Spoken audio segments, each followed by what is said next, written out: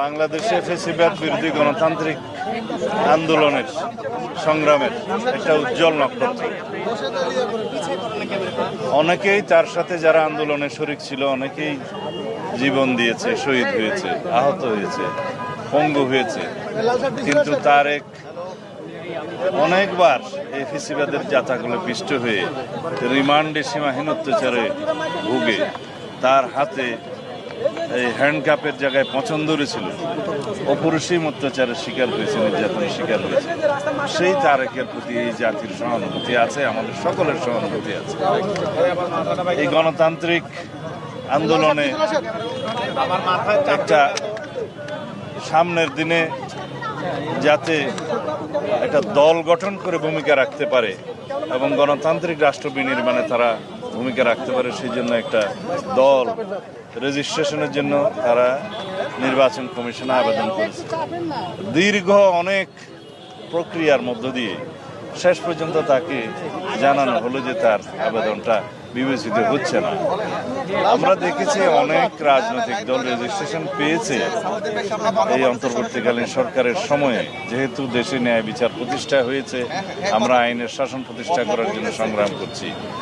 সে জায়গায় দেখেছি যারা রেজিস্ট্রেশন পেয়েছে তাদের অনেকে আদালতের মাধ্যমে পেয়েছে, অনেকে হয়তো বিভিন্নভাবে তাদের যে ইলেকশন কমিশনের চাহিদা যেগুলো পূরণ করতে হয় মাঠ পর্যায়ে, জেলা পর্যায়ে এবং উপজেলা পর্যায়ে অফিস, এগুলো হয়তো তদন্তের মাধ্যমে এসছে, তাদের এগুলো চাহিদা পূরণ হয়েছে। কিন্তু আমজনতার পার্টি যতবারই আমি তাদের সাথে কথা বলেছি তারা জানিয়েছে তাদেরকে মাঠ পর্যায়ে যথেষ্ট হয়রানি করা হচ্ছে। উপজেলা অফিসগুলো তদন্ত করতে যে স্থানীয় নির্বাচন কর্মকর্তারা, জেলা পর্যায়ের উপজেলা পর্যায়ের নির্বাচন কর্মকর্তারা তাদেরকে হয়রানি করেছে, হয়রানি শিকার হয়েছে। আমি ব্যক্তিগতভাবেও নির্বাচন কমিশনের সংশ্লিষ্ট মাননীয় কমিশনারদের সাথে কথা বলেছিলাম যে তার বিষয়ে বোধহয় ন্যায় বিচার করা হচ্ছে না। তারা আশ্বস্ত করেছিলেন যে বারবার সময় দিয়েছিলেন যাতে পুনঃতদন্ত করে সেগুলো বিবেচনা করে, কিন্তু বারবারই দেখা গেছে যে মাঠ পর্যায়ে তার প্রতি সুবিচার করা হচ্ছে না। এই জন্য অবশ্যই নির্বাচন কমিশনের শীর্ষ পর্যায়ে থেকে বিষয়গুলো দেখা উচিত যে মাঠ পর্যায়ে কী হয় না হয়। এখন আজকে আমরা অনুরোধ করেছি যে তার বিষয়টা, তার আবেদনটা যেন আবার আপিল করলে আইনানুগভাবে সহানুভূতির সাথে দেখা হয়। তারা তাদের নেতৃবৃন্দের সাথে কথা বলেছেন, আশা করি তারা ন্যায় বিচার পাবেন।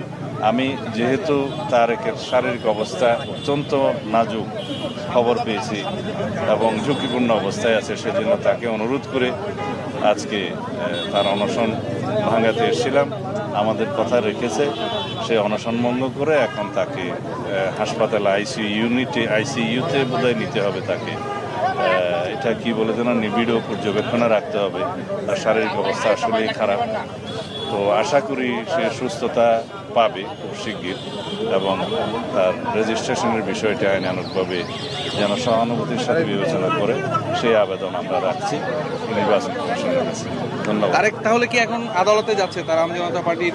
না, আদালতে যাচ্ছে না, তারা পুনরায় আবেদন করবে, বিবেচনার জন্য আপিল করবে কালকে এবং সেটা নির্বাচন কমিশন সহানুভূতির সাথে বিবেচনা করবে। মাঠ পর্যায়ে যাতে তদন্তটা সঠিকভাবে হয় মাঠ পর্যায়ের কর্মকর্তাদের ইনস্ট্রাকশন দেবে।